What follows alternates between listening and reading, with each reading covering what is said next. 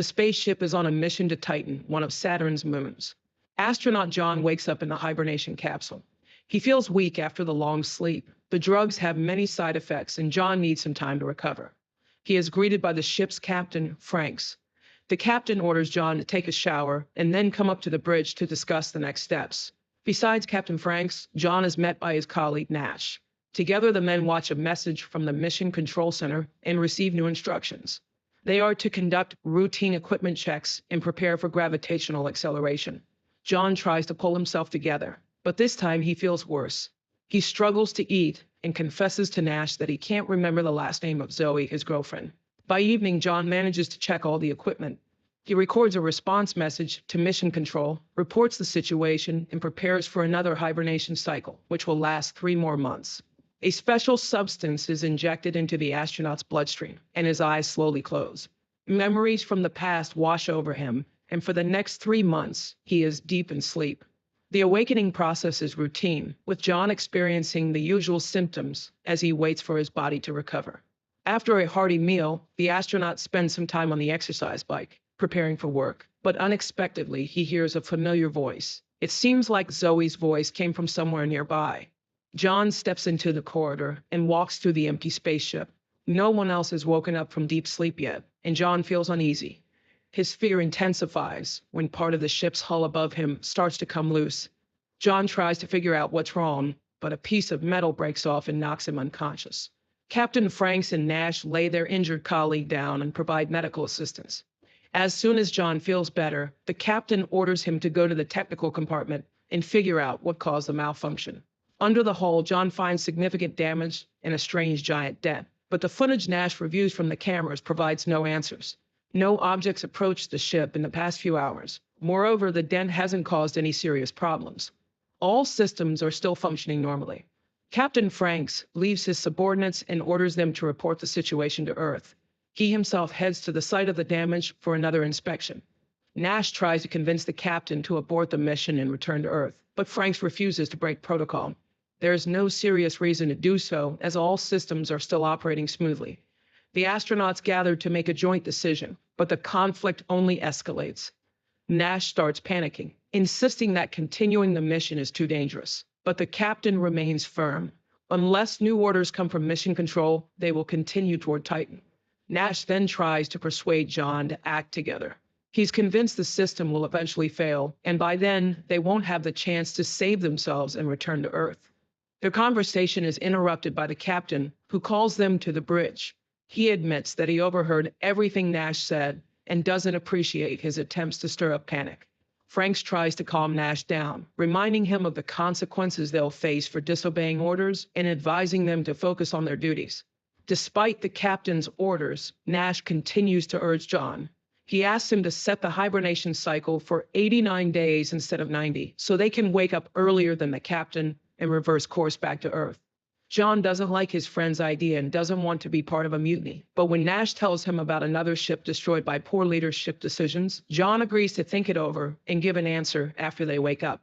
John falls asleep again, recalling happy moments with Zoe, but this time the cycle is much shorter than usual.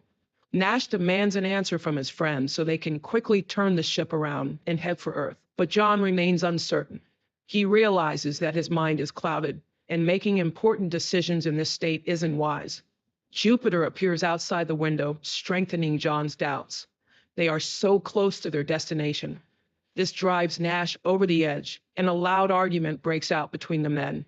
Captain Franks watches the whole scene.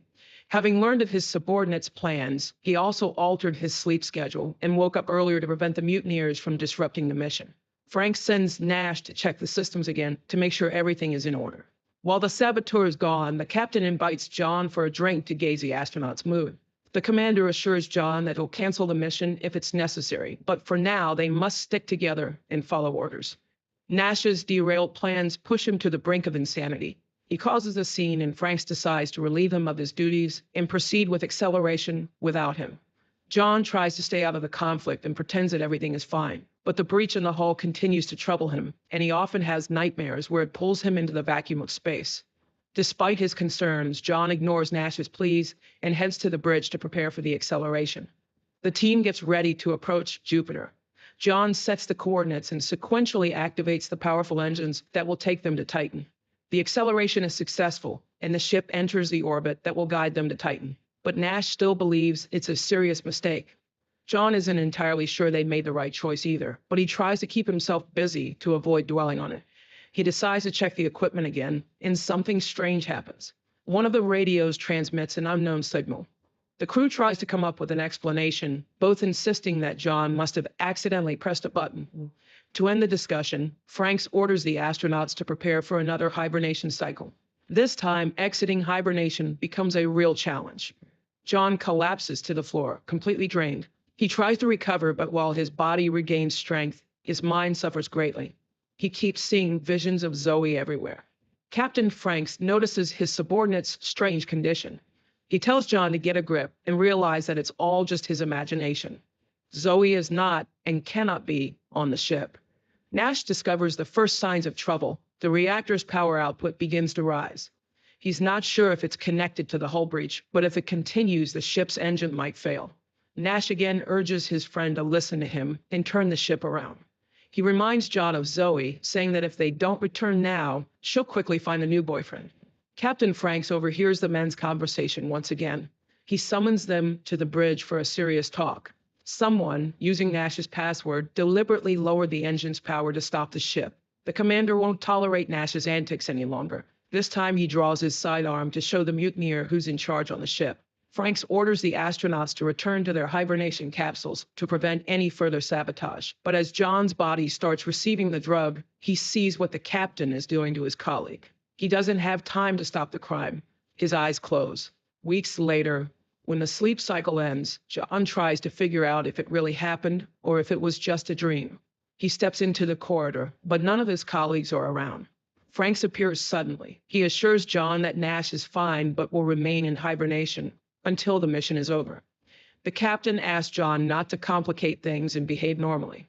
They need to complete the mission and reach Titan, but if necessary, he'll use his sidearm to prevent further insubordination. To help John relax, Franks tells him the truth about the other ships Nash mentioned. He swears the madman distorted the facts, and in that case, the captain wasn't at fault. The crew harmed themselves. John reluctantly admits he was wrong and agrees to continue working together. The captain tasks him with inspecting the equipment and reestablishing contact with Mission Control on Earth. While working, John's arm goes numb, and he tries to examine it himself. But for a moment, it seems like the limb swells and turns into a monstrous hand. As soon as the vision disappears, John hears Zoe's voice again, but he realizes this is also a hallucination and doesn't respond to the call. Instead, John decides to discuss the future plans with the captain, but Franks unexpectedly starts talking about John's relationship with his girlfriend. The commander assures him that their romance wasn't real. It was orchestrated to convince John to join the mission. The unpleasant conversation unsettles John, and he heads to the workshop to focus on his tasks. Unpleasant thoughts and memories prevent John from concentrating, but suddenly the radio crackles, and he hears the dispatcher's voice. The astronaut tries to report what's happening, but the connection keeps cutting out, and he can't hear a response. Franks summons John to the bridge. He demands to know what John was doing, and upon hearing about the conversation with Houston, the captain insists it was another hallucination. The captain orders John to return to his capsule and go back to sleep, but this time John's nerves snap. He demands that Franks wake Nash up and prove that his friend is okay. Taking advantage of a moment, Franks attacks John and tries to force him into the capsule, but John manages to break free. A fight breaks out between the two men. John is stronger, but he can't win the battle with his mind as easily as with the captain. John reaches the central computer to find out which chamber Nash is in and if he's alive. While entering the request, he has to fend off Franks, but finally, the computer starts searching for the astronaut. The answer John receives leaves him in shock. The program confirms that Nash is alive and on the bridge, just like John and Franks, because all three names belong to the same person, Captain John Franks Nash. John realizes that he's been alone on the ship the entire time. His companions were figments of his imagination caused by the repeated use of hibernation drugs. John loses his last bit of strength and doesn't know what to do next. He returns to the workshop, holding the service pistol. The astronaut tries to contact Mission Control again, but for a long time the radios remain silent. Finally, one of the radios turns on, and John hears Zoe's voice. She says she's at the ground control center and was invited to speak to him. Zoe confirms John's version. The hibernation drugs were too strong, causing his mind to become confused. But that's not the worst part. The girl tells the astronaut that there's no spaceship. All this time, he's been part of a different experiment and deep underground. The planets and stars he saw through the window were just a simulation, as was the sensation of flying. But the impact was real. An earthquake hit the surface, partially collapsing the tunnel. Zoe asks her fiancé to gather his strength and help them rescue him. To do that, John needs to depressurize the cargo bay and leave the ship. She assures him that outside, there's an underground corridor leading to the surface. Captain Franks reappears behind John, trying to stop him.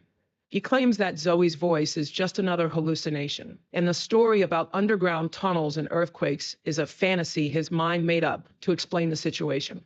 Franks tells John that if he depressurizes the cargo bay, all that awaits outside is the vacuum of space, which will pull him out and end his life. John hesitates briefly, but Zoe's voice gives him strength. He doesn't listen to the captain and opens the airlock. At first, it seems like Zoe was right. John finds himself in a shaft and hears her voice nearby. He walks toward the light, hoping to soon reach the surface. But space engulfs the astronaut's body and carries him into the infinite void. Or was that a hallucination too? That's how the movie ends.